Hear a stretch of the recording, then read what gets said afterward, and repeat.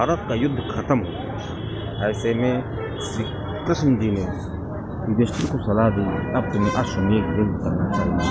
युधिष्ठिर अश्वमेध यज्ञ करते हैं। अश्वमेध यज्ञ में एक घोड़ा छोड़ा जाता है और उस घोड़े की ये पहचान होती है कि जो अगर उस घोड़े को पकड़ लेता है बस उसको उस राजा से युद्ध करना होता है जो जिसने अश्वमेध यज्ञ छोड़ा था। अब अगर कोई इसको नहीं पकड़ता है तो वो घोड़ा जहाँ तक चला जाता है वो सारी सीमा उसकी हो जाती है, उसको उसका दासत्व हो जाता है जहाँ तक घोड़ा गया था। ऐसे में युधिष्ठिर जी ने अश्वमेध यज्ञ घोड़ा छोड़ा और अर्जुन जी जो थे वो उनके धनुर्धर बने और उस घोड़े के रक्षक बने। अब दोस्तों आइए जानते हैं कि कैसे श्री कृष्ण जी ने अर्जुन का घमंड तोड़ा। जब श्री कृष्ण जी को पता चला कि अर्जुन को घमंड आ गया है अपनी धनुर्विद्या पे, तो इसी कथा में इसका उत्तर मिलेगा। दोस्तों ऐसी रोचक जानकारी के लिए आप major tips signal channel subscribe कर सकते हैं।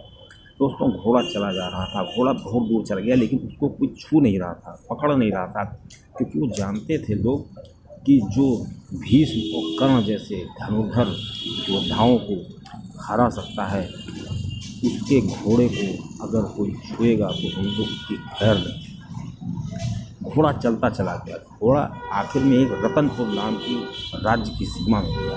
उस रतनपुर राज्य का जो शासक था वो मोरध्वज था और मयूरध्वज, और उसके जो पुत्र थे वो ताम्रध्वज और मयूर। दोस्तों ये ताम्रध्वज इन्हीं का पुत्र था। जब वो घोड़ा रतनपुर की सीमा में आया तो मोरध्वज का जो पुत्र था ताम्रध्वज उसने घोड़े को पकड़ लिया। जब अर्जुन ने देखा तो अर्जुन ने उससे कहा, हे बालक, तुम जानते नहीं हो तुम क्या कर रहे हो, ये युधिष्ठिर का घोड़ा है और युधिष्ठिर विद्ध विश्व विजेता है, और अगर तुम इस घोड़े को नहीं छोड़ते तो तुमको इसका अंजाम भुगतना पड़ेगा। तुम अभी बालक हो, जाओ अपने पिताजी से पूछो जा करके कि घोड़े को पकड़ने का क्या अंजाम होता है। ऐसे में वो बालक जो है वो कहता है अर्जुन से कि पिताजी की बात तो दूर की है, मैंने घोड़ा पकड़ा है तो मैं जानता हूँ कि इसका क्या अंजाम होगा। अब इस घोड़े को छोड़ने की जो भी कीमत होगी मैं देने को तैयार हूँ। तो अर्जुन ने कहा, तुम जानते हो बेटा कि तुमको इस घोड़े की कीमत के लिए तुमको युद्ध भी करना पड़ सकता है जो काफ़ी भयंकर हो सकता है। उस लड़के ने कहा, कुछ भी हो मैं तो इसे ऐसे छोड़ने वाला नहीं। अब अर्जुन और ताम्रध्वज दोनों युद्ध के लिए तैयार हो जाते हैं। पहले तो अर्जुन हल्के में ले रहे थे उसको, लेकिन जब ताम्रध्वज ने अपने तीरों से अर्जुन के सारथी को घायल कर दिया तब अर्जुन को लगा कि ये कोई मामूली योद्धा नहीं है और इससे पार पाना है तो इसको सबक सिखाना होगा। अर्जुन ने भी बड़े भारी भरकम तीर शक्तियाँ उसके ऊपर छोड़ी लेकिन उस पर कोई असर न हुआ और आखिर में जो ताम्रध्वज था उसने ऐसी शक्ति छोड़ी कि अर्जुन जो है घायल हो गए, अर्जुन अचेत हो गए, और वो अचेत अर्जुन को छोड़ करके अपने राज्य की तरफ चल दिया। जब वो राज्य में पहुंचा तो वहाँ पर देखता क्या है कि वहाँ पर उसका खूब भव्य स्वागत होता है। अब दोस्तों श्री कृष्ण जी अर्जुन के पास आते हैं, तब तक अर्जुन को होश आ जाता है और श्री कृष्ण जी से अर्जुन पूछते हैं कि हे माधव ये कौन है और इसने कौन सी ऐसी शक्तियाँ ऐसी छोड़ी हैं जो मैं अचेत हो गया। तो श्री कृष्ण जी कहते हैं कि अर्जुन तुम समझते हो कि तुम ही सबसे बड़े धनुर्धर हो, इस दुनिया में एक से एक लोग पड़े हुए हैं और किसी को कम आंकना सही नहीं है।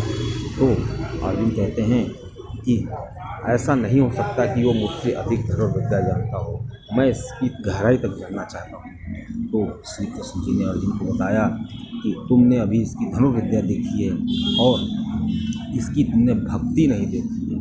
इस बालक की या इस राज्य का जो राजा है उसकी भक्ति को तुमने नहीं देखा है, वो भी मेरा बहुत बड़ा भक्त है। अब श्री कृष्ण से अर्जुन कहते हैं कि मैं तो समझता हूँ कि मेरे से बड़ा आपका कोई भक्त नहीं है।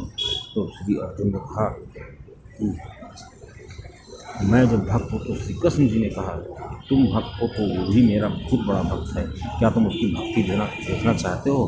तो श्री अर्जुन ने कहा कि हे माधव आप मुझे भक्ति दिखाइए कि वो ऐसा कैसा किस प्रकार भक्ति करता है, उसकी भक्ति का की ये गहराई क्या है जिससे उसने मेरे जैसे धनुर्धर को हरा दिया। अब श्री कृष्ण जी कहते हैं इसके लिए तुम्हें भेष बदलना पड़ेगा। श्री कृष्ण जी और अर्जुन जी दोनों ब्राह्मण का भेष धारण करते हैं और एक सिंह को अपने साथ लेते हैं और उस नगर की तरफ चल देते हैं।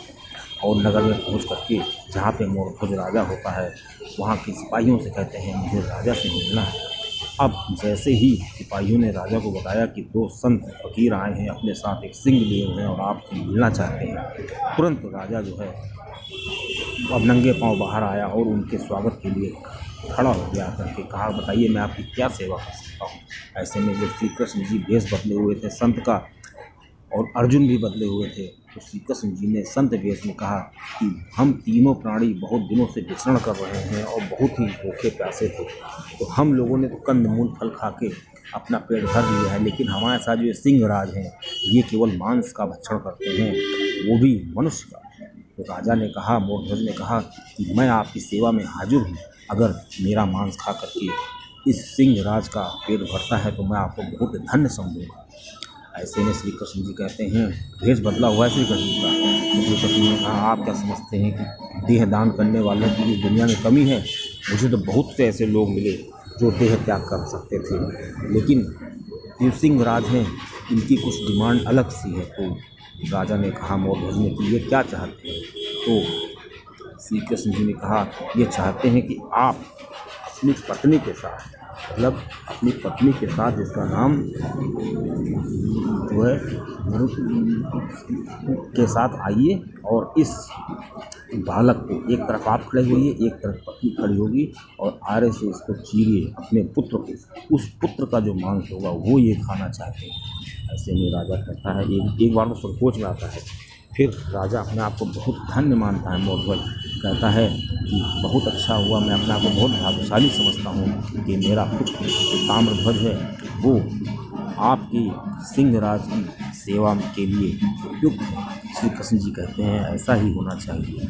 अब वो राजा जो है अपनी पत्नी को बुलाता है और अपने पुत्र के सर से आरा निकालता है और उसको काटने लगता है। ऐसे में श्री कृष्ण जी भेष बदले हुए कहते हैं ये एक शर्त है कि आप लोगों के आँख में अगर आंसू आएगा तो ये हमारा सिंह राज है इसको नहीं खाएगा, इसको का सेवन नहीं करेगा, कदापि आप लोग के आँख में आंसू नहीं आना चाहिए।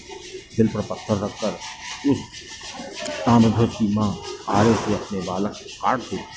अब देखते हैं कि जो सिंह राज होता है वो उस बालक के कटे हुए शरीर का दाहिना हिस्सा तो खा लेता है लेकिन बायां हिस्सा नहीं खाता है। ऐसे में जो उसकी माँ होती है उसको बहुत दुख होता है और उसकी बाएं आंख में आंसू आ जाते हैं।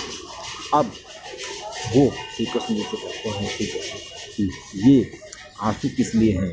तो श्री वो माता जी कहती हैं, इसकी विद्याधरणी नाम था उनका, उनकी माता का, वो कहती हैं इसने दाहिना हिस्सा तो खा लिया है लेकिन बायां हिस्सा नहीं खाया है, इसीलिए मुझे दुख हो रहा है। श्री कृष्ण जी और अर्जुन से कहते हैं कि आपकी भक्ति से बहुत ही अच्छा लगा और आपके पुत्र को वैकुंठ धाम मिलेगा, ये मेरा आशीर्वाद है। और श्री कृष्ण जी और अर्जुन के लिए ब्राह्मण भोज तैयार करा जाता, दोनों भोजन करते हैं। ऐसे में श्री कृष्ण जी उस दुखी माता पिता से, मोरध्वज उसकी पत्नी विद्याधरणी से कहते हैं कि मैं आपकी भक्ति से बहुत प्रसन्न हूँ, ईश्वर आपकी भक्ति से बहुत प्रसन्न हैं और आपका जो पुत्र है जिसका आपने बलिदान दिया है वो दाहिने देखिए आपके खड़ा होता है, दाहिने मुड़ के देखते हैं तो उसका पुत्र खड़ा होता है। ऐसे में जो मोरध्वज राजा होते हैं वो श्री कृष्ण जी के चरणों में गिर जाते हैं, कहते हैं कि हे महात्मा आप अपना दर्शन कराइए, आप असली में कौन हैं, आप मेरी इतनी कड़ी परीक्षा क्यों रह रहे थे।